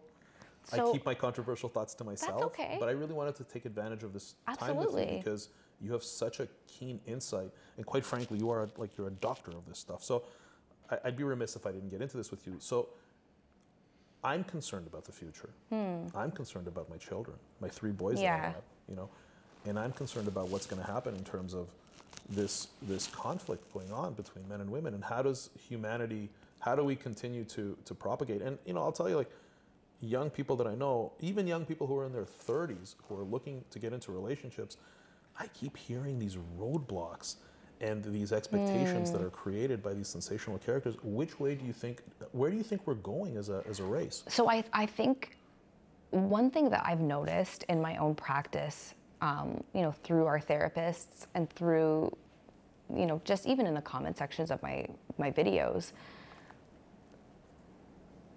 and synthesizing all of that together, I feel that, you know, you and I were raised, I don't know if I can speak to your upbringing, but we were raised in an era where values were very traditional. And, you know, even the way I was raised, like, get married, have kids, you know, here's your role as a woman. And I think that now what we're seeing is people waiting to get married or not getting married at all, and deciding, like, I don't want that traditional life. I don't necessarily want what other people want for me. There's a lot more independence and autonomy in young thinking, especially with things like TikTok, where you're finding your audience, you're finding your niche, and you're finding someone who speaks to you. So I think that, combined with these characters that we're seeing, I think what we're going to see in the next 10 years is the absence of more traditional looking relationships and the advent of people defying convention. Are you talking about things like polygamy? Not or is polygamy. That, is that too extreme? I would say maybe open marriages. Yeah, I would say maybe things like just being single and understanding, like, what that looks like for your life. I think people will be a lot more open to things like consensual non-monogamy, just because everything we consume is now making people think about, how do I live the best life for me? And that might not be accepting a role that's been assigned to me, whether it's as a young guy having to, like, be this version of himself that he's just not. Right. Or, you know, for someone like me who was like, oh, this is going to be your role after you get married and have kids. And I was like, actually, like, I don't relate to any of that. You know what I mean? So I think people are having more autonomy and power and choosing, okay, what is the future that works for me? And understanding that they have a path and they have choice in the things that they want. And no matter what path it is, there's going to be someone out there that can help guide them because of the powers of social media. But do you feel that it's almost like, I don't want to say an attack, but it's almost like the kind of degradation of the family unit? You know what I mean? Because so when I say family unit, and this isn't a political thing, like, believe me, I'm not going down this weird path. But no, it's okay. But as a family, family, no, I tread lightly because this is usually the type of stuff I speak. But I feel really comfortable talking with you about it. Yeah. Like, well, also, I'm in a family unit. You know what I mean? Yeah, like, exactly. this is my life too. Exactly. So if you look at the traditional family unit, where there's a man and there's a woman and there's the children that are the result, the product of that relationship, and, you know, I clearly see my role as a father and especially being a father to boys, right? Yeah. Where, you know, what I take on, and I see obviously Valeria's role and the amount of effort that both of us put into it, and I can already kind of, you know, see, I have a vision of the path that my children will take, our children will take. And I'm sure you have something similar, you know, where you've got your role, Nathan's got his role, you both, and it may look different from family to family, you know what I mean? Like, but I guess my question is that with all of these kind of polarizing characters, do you feel that maybe the family unit, which is responsible for creating new people and raising new people, do you feel that that's under attack somehow with social media? You know, I wouldn't say anything is under attack.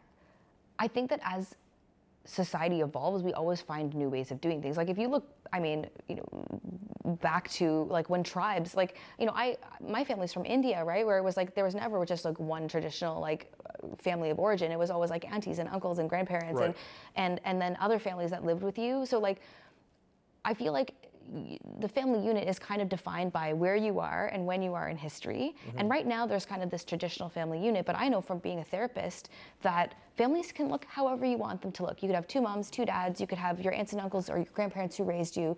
It doesn't have to look the way that it looks for us. Right. You know, it can look in any way, but I think that the consistent thing is that you have a loving person or a group of people who are raising you and helping you the best you can be. Okay.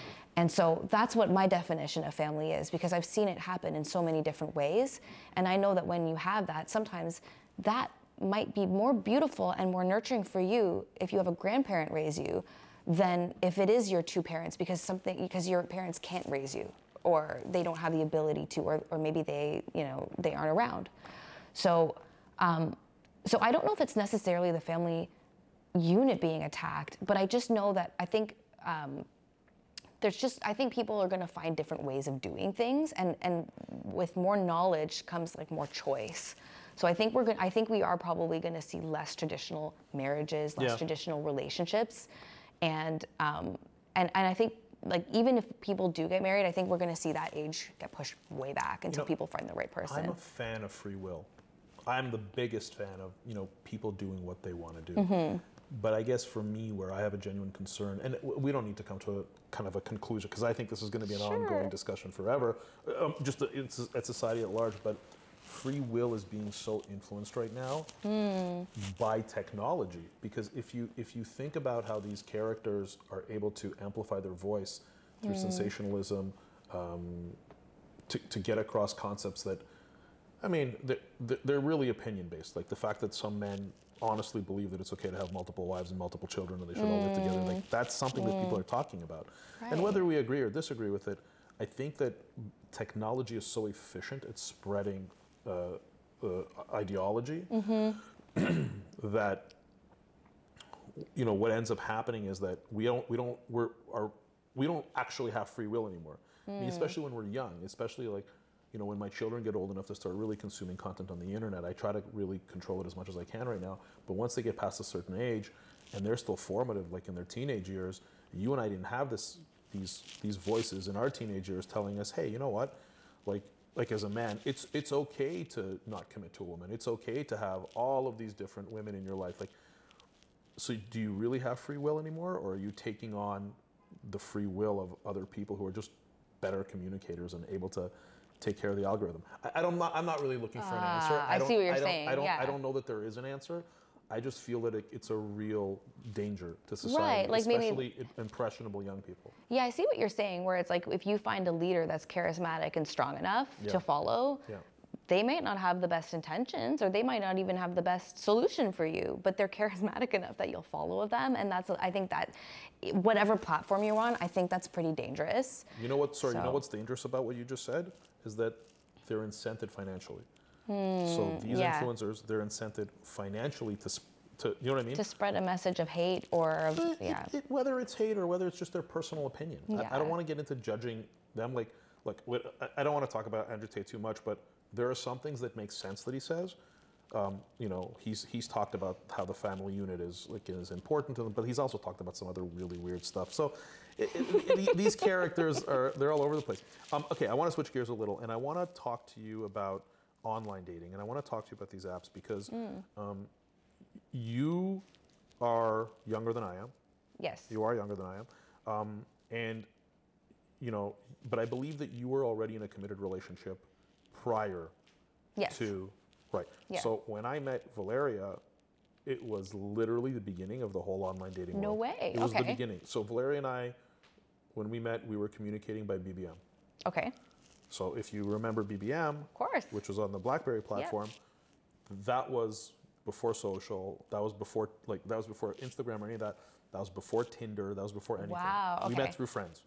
Awesome. Right. We didn't, but there was online dating. There was online dating, but it wasn't sophisticated like it is now. Right. It wasn't these all this swiping and all this, So I don't know anything about that. Where do you see the transition between kind of pre-technology, before technology got in and really automated this whole process, to where it is now? Have you seen a massive kind of shift in the way people are coupling, if you will, for long term, for the creation of a family? So Yeah, what definitely. what are the pros and cons?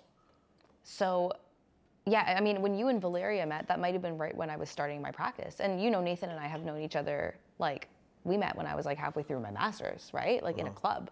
So at Easy in the Fifth, that's where we met. So That was my old stomping ground, by the way. no way. It was. Right? Easy in the Fifth? Easy in the Fifth, that's where we met. Richmond and Duncan. He literally came up to me on the dance floor and like made a joke, and I was like, oh my God, he's so cute and funny. And then we just exchanged numbers and went on a date like a couple days later. I tried that several times in that club and it never worked. So good for him. Good for him. It worked. But you know, I feel like apps get a really bad rep where people are like, oh, you have so many options, blah, blah, blah. Like it complicates everything. But actually, from where I'm sitting, I actually feel like it's been so empowering for people to have access to dating apps. And the reason is, like, when we were growing up, and let's think back to like 50s, 60s, 70s, 80s. So like before we were even kids, how do you meet people? Okay, you meet them at the barnyard dance, basically, right? Like you're meeting them at the local store. Sure. Or if you go to university, maybe you can meet them like, you know, in another town. Yeah. But you're not really getting access to that many people, and you're really forming your relationships based on proximity, right? Correct. It's like, who's around you? Okay, well, that person's cute. I might have something in common with them, so like you get into a marriage, right? But now, I mean, we all know that marriage works best when you're with someone who really shares like the same values as you and the same ideals and like the same goals. And sometimes like those things are really hard to find. So I actually love the fact that people do have more choice and autonomy now with dating because they do have more options. Now, that doesn't mean it makes it any like that it makes it less complicated. Of course, like there's more swiping and there's more dating and like, you know, you have to go through all these people and then you get to the date and you're like, oh, like I'm not attracted to them, you know? Like I've been through this with clients so many times where it's like, it's exhausting, you know? But I do think that with more choice comes more possibility. I agree. So I think with any technology, including like holistically the internet at scale, there's pros and cons. So like, let's say for example, and I want to tie this back into this dating app, but like, the internet as a whole, when it comes to creating this like mass flow of information, almost this global consciousness, yes, you know, we've got the pros that we are able to spread knowledge, wisdom, and all of these, you know, things that we can now communicate at lightning speeds to help better individuals and then society as a whole. Yeah. You've also got the negative component of it, where you can also spread, you know, negative concepts, bigotry, hate, you know, all of these negative things that you can also spread through the same platforms, through the same technology. So taking that kind of like the two sides of that coin and applying it to this kind of niche or dating within the overall realm of technology, yes, I believe that the technology will do a better job at matching human beings by answering a series of questions, algorithms that will actually match people in a much better way. Totally. Far more efficient than anything else. But then the flip side of it, the negative of that, is you can just on to the next. Meaning you can go out and it's, you know, let's say you get to the point where you start dating someone and you're into it for X amount of months or whatever it may be, and as soon as there's a problem, whereas before, it's like you have to stick. Totally. You figure it out. Totally. Now it's just like, you know what? Cool. I'm just going to go on the app. I'm going to get someone else. And now everyone's replaceable through technology. Totally. So, you know, I guess what I'm trying to get to is I'm trying to understand your take on the fact that now it is so easy to just bail. Yeah. Because you've got this plethora of choice. What's your take on that? I think that when it comes to having a secure attachment style, what I'm seeing is that the divorce rate hasn't really changed, right? It's basically like people are still sticking it out as long as they can, and the people that are going to get divorced are going to get divorced, right? So I do think that, yes, it's easier to bail and find someone else faster, but I do think that that is more of a trigger if your attachment style, like if you have an avoidant attachment style and you run away from conflict, then you're more likely to run back to the app and keep swiping. You know what I mean? Because you don't want to deal with the issues in your relationship, which every relationship has issues. I think and that's when you know you actually should go to therapy, right? And talk to somebody about that and figure out why you're avoiding hard conversations. But if you have a secure attachment style and you're okay with conflict, then you could run back to the app, but it's actually easier to actually just work it out with your partner and like, figure it out. That's what's your inner relationship. What happened in the beginning when you meet someone and like, look, it's not a secret that men are very visual. Men like attractive women. That's just the way. I think women are visual too, to be honest. You think, is that a pendulum that shifted, or do you think women have always been more visual? Because I have to say, there's a saying in Russian, okay, and it loosely translates that a man should look a little bit better than a monkey. That's actually a real saying. Wow. Yeah. Okay. Yeah. I can't speak for other people. I'm a very visual. I'm an artist. I'm aesthetic. When I met Nathan, I was like, oh baby, Okay. It's true. Like I liked him. Sure. And so, but I feel like it's different. For everybody. And some men are different. They're not as visual. So I don't know. But the point I was trying to make is that I can imagine right now, and I sometimes I speak with young men, and in their 20s and 30s, especially men in their 30s who are looking for a wife, let's say, and they'll meet a woman and then they'll start questioning, is she as attractive as I want her to be? Got and it. because they have that quick, like, I'm just going to jump into the app. I can just go in and right away and swipe through 1,000 girls, and I know that statistically out of those 1,000, 10 are going to respond to me. I'm going to go on 4 dates. And I don't know. It's just I think this is actually speaking to the conversation of, and this is something that's been brought to my attention a lot lately, is actually about like, filters and photo editing and Instagram and like this perfect kind of aesthetic that's being put out now, and even with surgeries and things like that. Now I'm not against surgeries of any kind. Like, sure. I'm 40 years old. I haven't had anything done, but like for me, I'll be all about that one day. You know what I mean? Like, I'm not against it at all. But like, I do think that there's a pressure that, and I think this would be really hard for young men if they see all these perfect women online, and then they get to know them and realize, hey, like, this is like a real person. It actually kind of foils the illusion for them, where they're like, oh, actually this person requires work and care and doesn't always look like that. You know what I mean? Like, there's going to be nights where they have a bun in their hair and zit cream on their face, and like, it's still the same person, Yeah.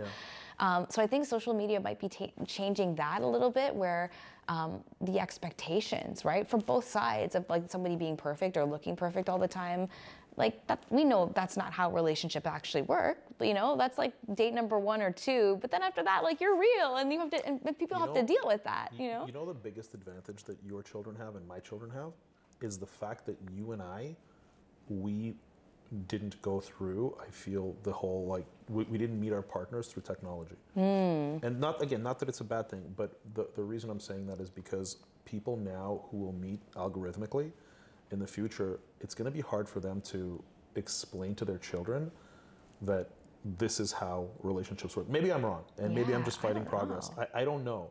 But I feel like the fact that I'm going to be able to explain to my children, hey, listen, not every day is going to be like Saturday night. You know what I mean? Okay. It's not going to be this like ideal situation at all times, and this quick fix that you think technology. I'm talking maybe in like 10 years when my boys are teenagers. It's not what you think it is. This quick fix. In any case, I think that'll be an advantage for them. Let me move on. I've got some other stuff in here. In regards to therapy, in regards to couples counseling. So Valera and I have never done it. Okay. We've never done it, and not because we have like a negative stigma attached to it.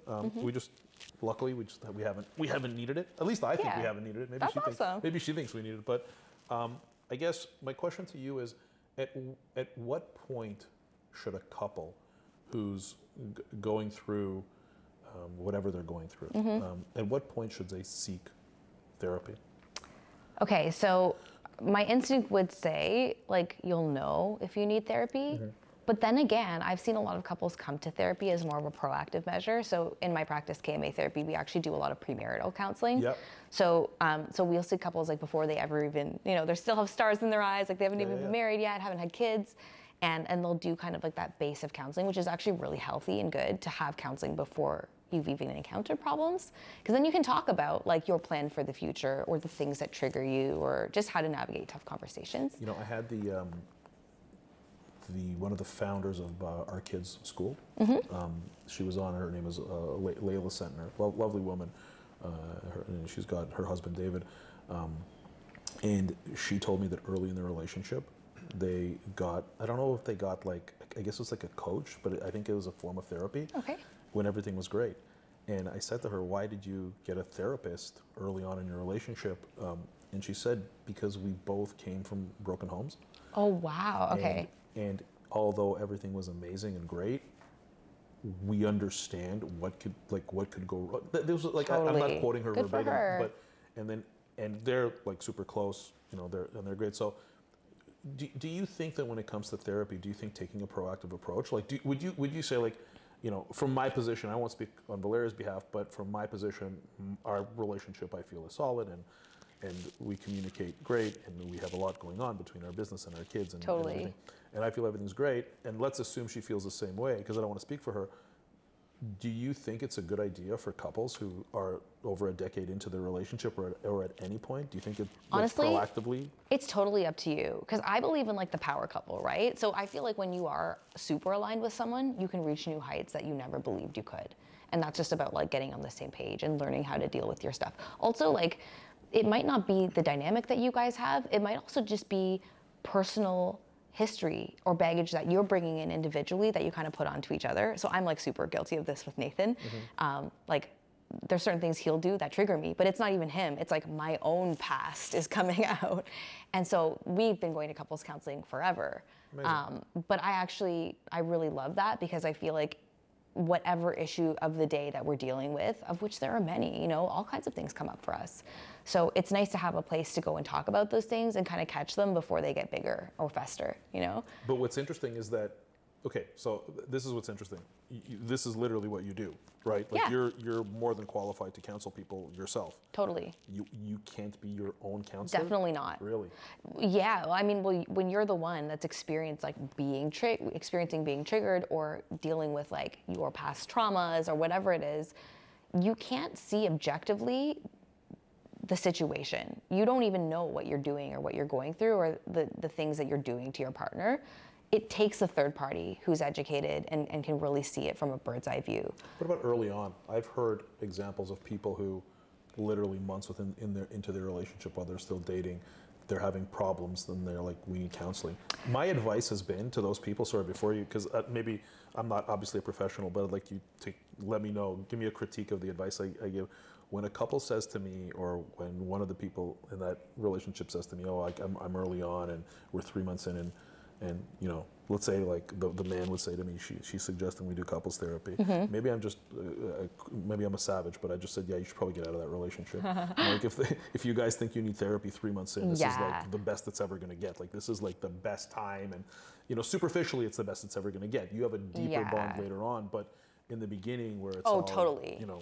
So what's your opinion on, like? I can tell you, like, with Nathan and I, we were together for I don't know how many years before we had kids. Probably like 7 or 8. Like, it was a while, right? Yeah.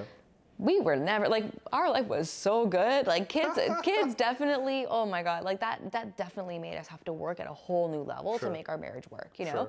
And so when a couple is having conflict super early, it's either one of two things. It could be they're a really, really bad match for each other, where they just aren't compatible, and that's okay. Or it could be that one or both of them has trauma from their past that they're bringing into the relationship that makes them kind of not ready for a relationship right now. So they need to work out their own trauma before? Yeah, so it means that they could go away, like work on their own situations, heal themselves, and then they could come back into that same relationship and it could be better 2 years later. But it could mean that they're not ready right now. Okay. Okay. One last topic I wanna talk about, and I'm actually maybe taking advantage of you a little too much. But let me ask you something. What's the age difference between you and Nathan? We're the same age. You're the same age. Yeah. Okay. So you know, it's no secret, and Valeria and I get a lot of comments on this on social media in general. We have quite a large age difference. Sure. Of 18 years. Okay. I'm the older one. Right. Okay. Yeah. You know, in case you didn't know. So I guess, you know, my question is, I have a specific question about this, and I just had it and I just lost it, but I'm going to get it back.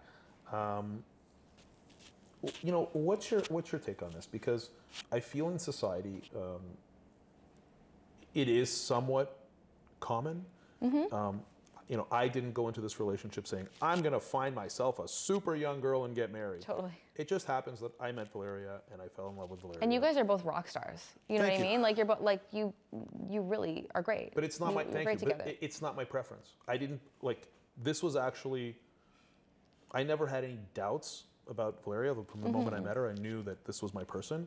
But if I had to try to create some kind of doubt or manufacture a doubt, the only negative would be the difference in our age. Totally. And it's more for practical reasons Sure. versus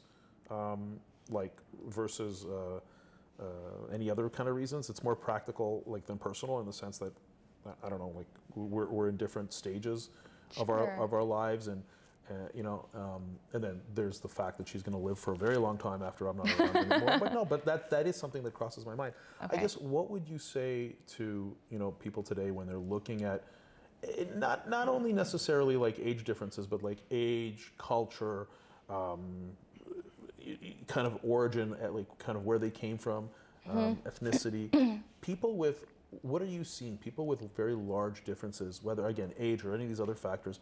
What would be your kind of take on people getting together where there's such vast differences in the two human beings? Well, first of all, with age differences, I've seen couples with really wild age differences that just really work. I think the reason why age differences sometimes get a bad rep is because there are certain people looking for an advantage in the power dynamic. So for example, if you were a person who was like, I want to dominate someone and like rule their life and make them do what I say, it's easier if you're a man and you're older, right? Yes. Because as a man, you have the dominance in that power dynamic typically, right? Because of the privilege that you have as a man. If the age difference is reversed and Valeria were 18 years older than you, it would actually kind of it would almost like neutralize itself out, which is why you see relationships like Priyanka and Joe Jonas.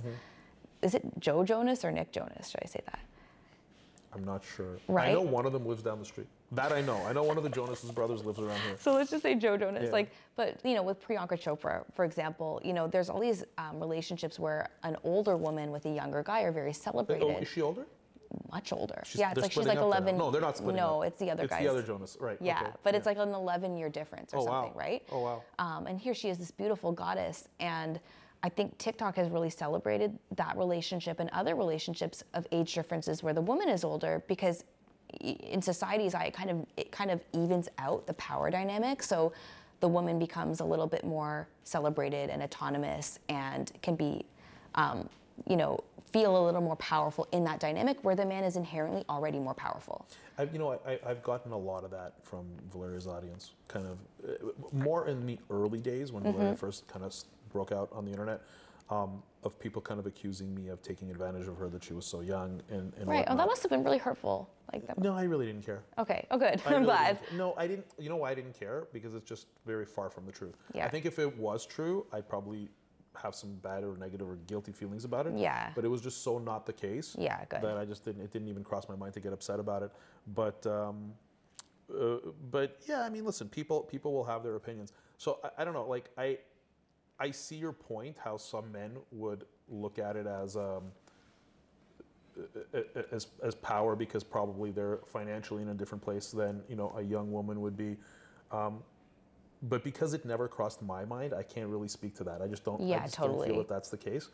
I just think it's, and I'm not defending our position, but I feel it feels natural to me, because whenever I went out on dates with women my own age prior to meeting Valeria, it never felt normal to me, because I feel like I'm just an immature person. I feel I'm very far behind my chronological age with my mental age. No, but it's true. I feel like I don't. When I'm with Valeria and I don't feel older than her at all, ever. Yeah. No, but it sounds like I mean, it feels like you guys really work. And when you met her, you knew that was your person. And I think, I've known Valeria for a while as well, and she's so mature. She is. And I think once you get to a certain age as well, at least what I've learned in my adult life is that you could have a 25-year-old who has the wisdom of a 40-year-old and a 40-year-old that's no more mature than the 25-year-old. So I think sounds about right. I think when you are assessing a relationship, the generations matter, right? That as a whole, those are going to impact people in terms of their life stage and like the era they grew up in. But really, like, once you get to a certain age, you're looking at the person, their maturity, their autonomy, and I think in your case with Valeria, like she was very much an adult and knew where she was going and had that maturity to her, So it sounds like that's what attracted you to her. Would you in general, like,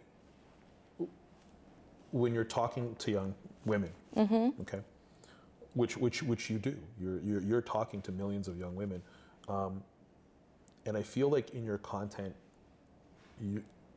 your content, I believe, is aimed at just the tone of your content is aimed at women who are dealing with men who are their peers.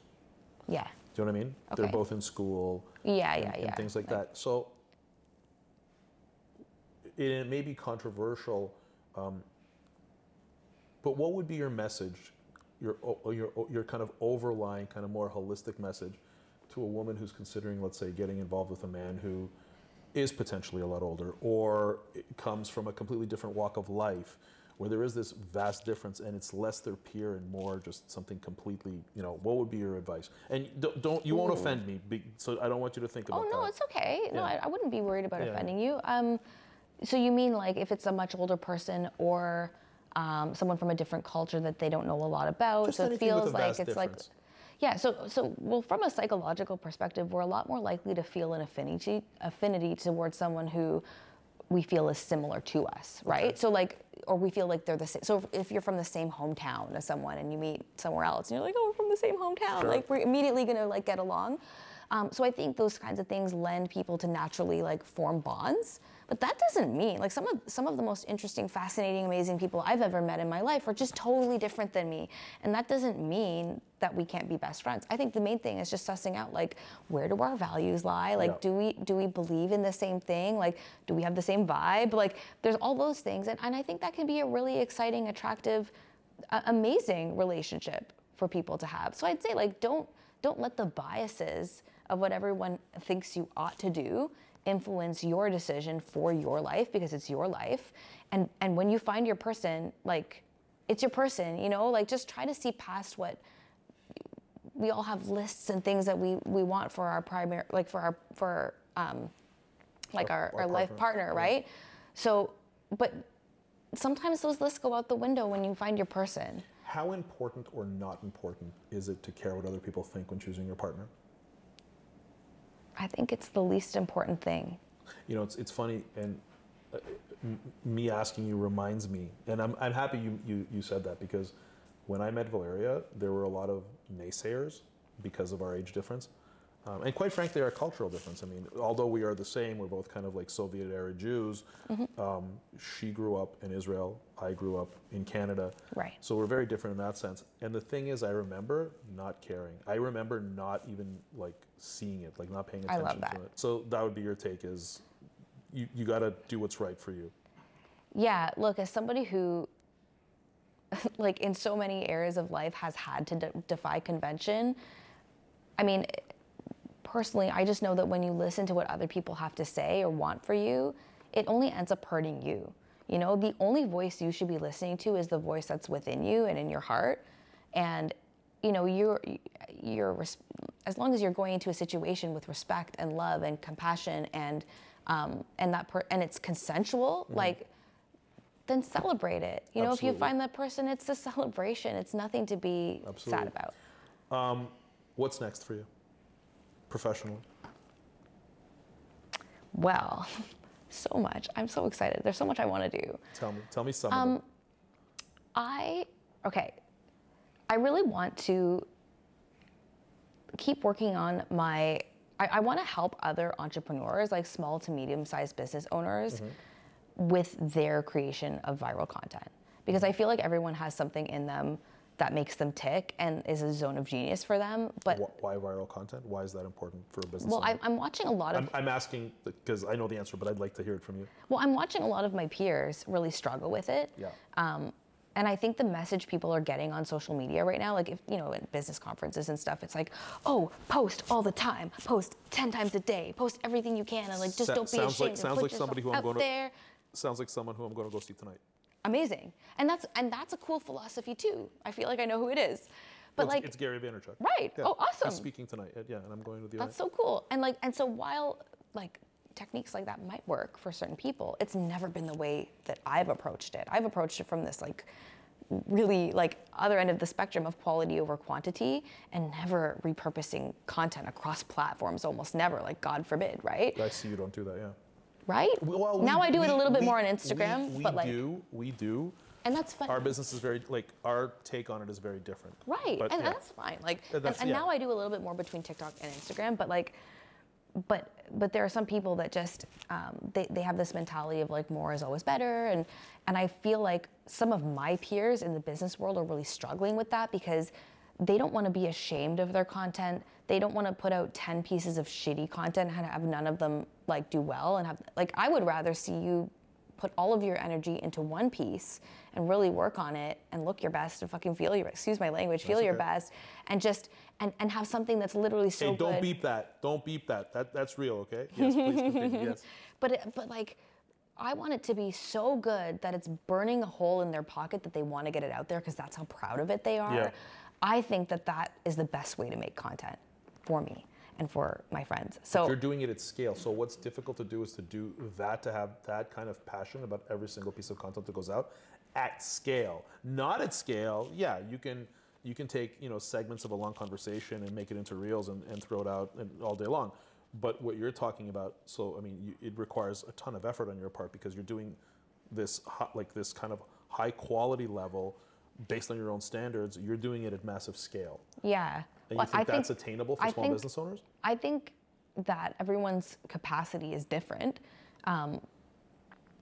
depending on what you love. But I do think I'm seeing a lot of my friends really, really try, and they're not getting the results that they want.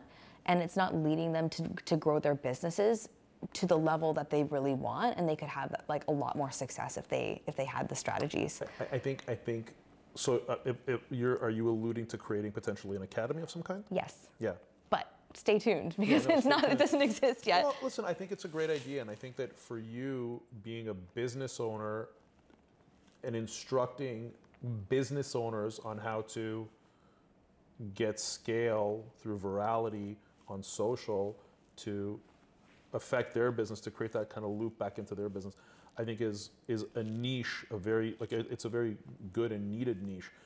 You know, I'm also looking at creating an academy, and I think I've alluded to it in some of these episodes, or maybe not, I don't know. Maybe this is the first time I'm mentioning it, but ours would be a little different because with ours, it would be more of it's what we know. It's the fashion, lifestyle, family influencer, which is Valeria. So it's very different. Whereas the end goal for your students would be like they're not influencers per se, or they're not trying to be influencers. Totally. They're trying to drive scale to their traditional business. In your case, your practices. Totally. And with us, it's actually like, how do you become an influencer? How do you get scale? How do you get brand deals?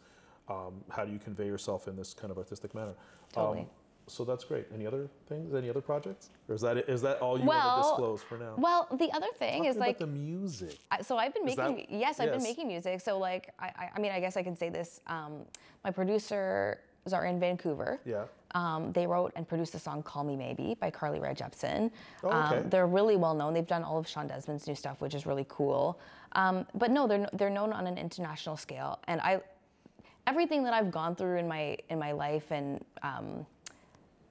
my relationship, I pour it. And I mean, it's the same as my viral videos. I pour it into my music, and I, as you know, I'm obsessed with music. So I have all this music that's kind of sitting there, and I'm like, it doesn't fit into my brand right now. You know what I mean? So I'm kind of like, well, it's there. I can use it. Does it have to fit into your brand? I don't know. I'm figuring all of this out. You know? I think your brand is you. I think your brand is the real you, regardless of anything. And that's the philosophy I've always kind of stuck with when it comes to Valeria's content. It's like, I'm interested in this, whatever it is, but it's not really any of my content pillars. And I'm like, just go for it, just do it. Yeah, I love that. So that's what I would advise you Gary. as well. Of course. I love that. Thank you very much for being here. Where can people find you? I mean, can I say it? They can ask Kimberly on YouTube, ask Kimberly on TikTok, and you're under Kimberly Moffit on Instagram. That's right. Yeah. Those are the three big ones. Yeah.